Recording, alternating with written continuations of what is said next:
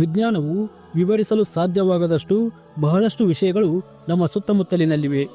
ವಿಜ್ಞಾನಿಗಳು ಈ ವಿಷಯಗಳ ಕುರಿತು ಎಷ್ಟೇ ಸಂಶೋಧನೆಯನ್ನು ಮಾಡಿದರೂ ಕೂಡ ಇನ್ನೂ ಇದರ ರಹಸ್ಯವೇನೆಂಬುದು ತಿಳಿದು ಬಂದಿಲ್ಲ. ಇಂದಿಗೂ ಕೂಡ ಅವುಗಳ ರಹಸ್ಯಗಳು ನಿಗೂಢವಾಗಿಯೇ ಉಳಿದಿವೆ. ಈ ನಿಗೂಢ ರಹಸ್ಯಗಳಲ್ಲಿ ಭಾರತದಲ್ಲಿ ಕೆಲವೊಂದು ದೇವಾಲಯಗಳು ಕೂಡ ಸೇರಿಕೊಂಡಿವೆ. ಹಾಗಾದರೆ ಭಾರತದಲ್ಲಿ ಯಾವೆಲ್ಲ ನಿಗೂಢ ದೇವಾಲಯಗಳಿವೆ ಮತ್ತು ಅವು ಯಾವ ಸ್ಥಳದಲ್ಲಿವೆ ಎಂಬುದನ್ನು ಈ ವಿಡಿಯೋದಲ್ಲಿ ಸಂಪೂರ್ಣವಾದ ಮಾಹಿತಿಯೊಂದಿಗೆ ತಿಳಿಸ್ಕೊಡ್ತಾ ಇದ್ದೀನಿ. ವಿಡಿಯೋ ತುಂಬ ಇಂಟ್ರೆಸ್ಟಿಂಗ್ ಆಗಿರ್ತದೆ. ವಿಡಿಯೋನ ಕೊನೆ ತನಕ ನೋಡಿ ಅಂತ ಹೇಳ್ತಾ ಬನ್ನಿ ವಿಡಿಯೋನ ಶುರು ಮಾಡೋಣ.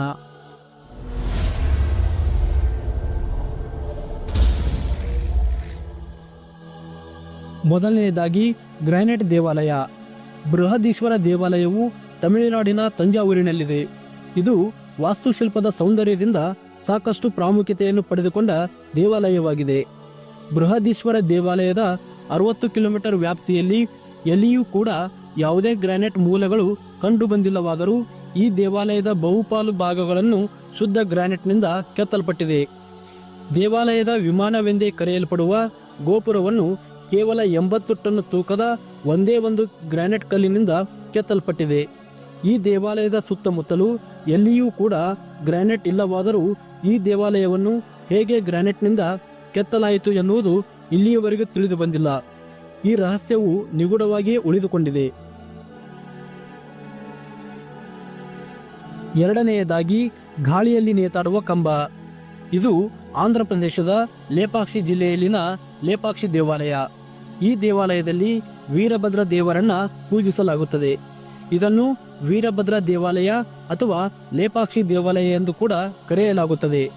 ಈ ದೇವಾಲಯದ ವಾಸ್ತುಶಿಲ್ಪವು ಕೂಡ ಅಷ್ಟೇ ಆಕರ್ಷಣೀಯವಾಗಿದೆ. ಲೇಪಾಕ್ಷಿ ದೇವಾಲಯದ ನಿಗೂಢ ರಹಸ್ಯವೇನೆಂದರೆ ಈ ದೇವಾಲಯದಲ್ಲಿನ ಕಂಬವು ಗಾಳಿಯಲ್ಲಿ ನೇತಾಡುತ್ತದೆ. ಈ ದೇವಾಲಯದಲ್ಲಿ ಸುಮಾರು 70 ಕಂಬಗಳಿವೆ. ಆದರೆ ಇದರಲ್ಲಿ ಕೇವಲ ಒಂದೇ ಒಂದು ಕಂಬ ಮಾತ್ರ ಗಾಳಿಯಲ್ಲಿ ನೇತಾಡುತ್ತದೆ. ಇಲ್ಲಿಗೆ ಭೇಟಿ ನೀಡುವ ಭಕ್ತರು ಇದು ಗಾಳಿಯಲ್ಲಿ ನೇತಾಡುತ್ತದೆಯೋ ಇಲ್ಲವೋ ಎಂದು ಪರೀಕ್ಷಿಸಲು ಬಟ್ಟೆಯನ್ನು ಈ ಕಂಬದ ಕೆಳಗೆ ಹಾಕಿ ತೆಗೆಯುತ್ತಾರೆ.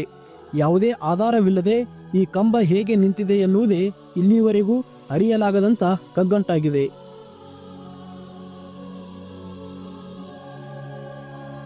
ಮೂರನೆಯದಾಗಿ ಸಂಗೀತ ನುಡಿಸುವ ಮೆಟ್ಟಿಲು.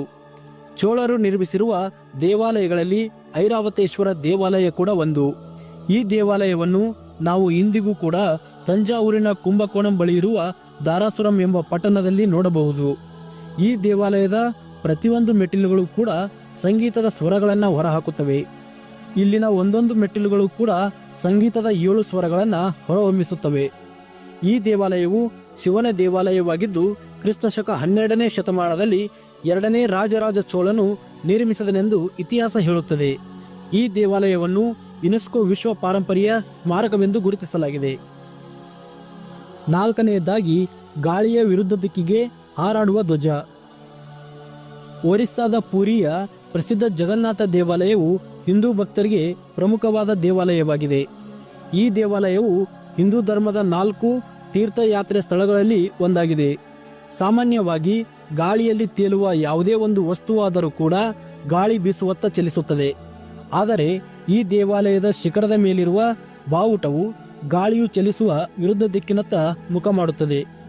ಪ್ರತಿದಿನವೂ ಕೂಡ ದೇವಾಲಯದ ಯಾವುದಾದರೊಬ್ಬ ಪುರೋಹಿತರು ಈ ದೇವಾಲಯದ 45 ಅಂತಸ್ತಿನ ಎತ್ತರವಿರುವಂಥ ಗುಮ್ಮಟವನ್ನೇರಿ ಧ್ವಜವನ್ನು ಬದಲಾಯಿಸಬೇಕಾಗುತ್ತದೆ. ಈ ಆಚರಣೆಯು ಸುಮಾರು 1800 ವರ್ಷಗಳಿಂದ ಆಚರಿಸಿಕೊಂಡು ಬರಲಾಗುತ್ತಿದೆ. ಒಂದು ದಿನ ಈ ಧ್ವಜವನ್ನು ಬದಲಾಯಿಸುವುದನ್ನು ಮರೆತರೂ ಕೂಡ ಮುಂದಿನ 18 ವರ್ಷಗಳವರೆಗೆ ಈ ದೇವಾಲಯವನ್ನು ಮುಚ್ಚಬೇಕೆಂದು ಹೇಳಲಾಗುತ್ತದೆ. ಇಲ್ಲಿಯವರೆಗೂ ಈ ದೇವಾಲಯದ ಧ್ವಜ ವಿರುದ್ಧ ದಿಕ್ಕಿಗೆ ಹಾರುವುದರ ಹಿಂದಿನ ರಹಸ್ಯವೇನೆಂಬುದು ತಿಳಿಯಲು ಸಾಧ್ಯವಾಗಿಲ್ಲ. ಐದನೆಯದಾಗಿ ಕಾಡು ಮಲ್ಲೇಶ್ವರಂ ದೇವಾಲಯ. ಇದು ಬೆಂಗಳೂರಿನ ಮಲ್ಲೇಶ್ವರಂನಲ್ಲಿನ ಕಾಡು ಮಲ್ಲೇಶ್ವರಂ ದೇವಾಲಯದ ಕತೆ. ಸುಮಾರು 1997ರಲ್ಲಿ ಮಲ್ಲೇಶ್ವರಂನ ಕಾಡು ಮಲ್ಲೇಶ್ವರಂ ದೇವಾಲಯದ ಎದುರಿರುವ ರಸ್ತೆಯನ್ನು ನಿರ್ಮಿಸುವಾಗ ನಂದಿಯ ವಿಗ್ರಹವೊಂದು ಕಣ್ಣಿಗೆ ಕಾಣಿಸಿಕೊಳ್ಳುತ್ತದೆ. ಅದೇ ಕೂಡಲೇ ಭಾರತೀಯ ಪುರಾತತ್ವ ಇಲಾಖೆಯವರು ಧಾವಿಸಿ ಸಮಗ್ರ ಸಂಶೋಧನೆಯನ್ನು ನಡೆಸಿದ ನಂತರ ದೇವಾಲಯವೊಂದನ್ನು ಹೊರತೆಗೆದರು. ಅದೇ ದಕ್ಷಿಣ ಮುಖ ನಂದಿ ತೀರ್ಥ ದೇವಾಲಯ. ಇಲ್ಲಿರುವ ನಂದಿ ವಿಗ್ರಹದ ಬಾಯಿಂದ ನೀರು ಸದಾ ಹೊರಹೊಮ್ಮುತ್ತಿರುತ್ತದೆ. ಆದರೆ ಈ ನೀರು ನೇರವಾಗಿ ಕೆಳಗೆ ಬೀಳುವುದಿಲ್ಲ. ಬದಲಾಗಿ ನಂದಿಯ ಮುಂದಿರುವಂತಹ ಶಿವಲಿಂಗದ ಮೇಲೆ ಬಿದ್ದು ತದನಂತರ ಆ ನೀರು ಶಿವಲಿಂಗದ ಕೆಳಗಿರುವಂತಹ ಕಲ್ಯಾಣಿಯನ್ನು ಸೇರುತ್ತದೆ. ಈ ನೀರು ಚರ್ಮದ ರೋಗವನ್ನು ಗುಣಪಡಿಸುವ ಶಕ್ತಿಯನ್ನು ಹೊಂದಿರಬಹುದೆಂಬ ನಂಬಿಕೆ ಇದೆ.